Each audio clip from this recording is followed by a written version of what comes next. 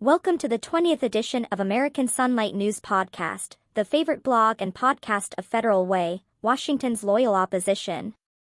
We have, at least, 3 important political operations that our revived Citizens Party, also called the Party of Commons, is carrying out this year. I will go through all of them one by one.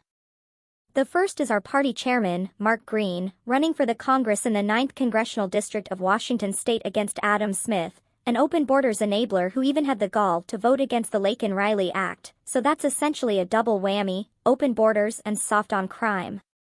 Adam Smith is a long-time, seeming leftist who has been lounging around in Congress since about forever and a war hound who is part of the problem in getting our nation involved in unwarranted, endless wars. Mark, on the other hand, is on record, notably through the Library of Congress, for being against unwarranted or endless wars.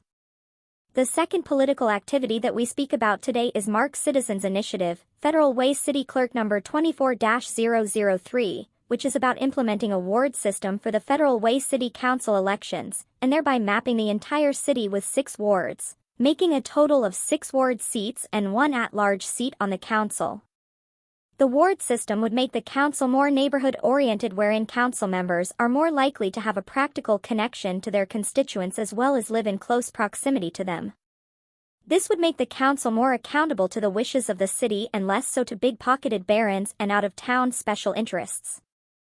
And lastly, Mark's State Initiative 2020, which would get rid of the 2 long 4-year terms for municipal council members, some other offices, and mandate 2-year terms at a time.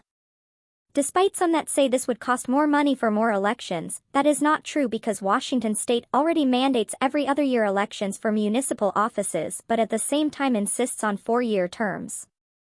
This initiative will leave the 4-year terms just for mayors, in most instances, but council members, who do not have executive authority or have similar long-range planning needs that mayors do, will have to face their constituents every 2 years.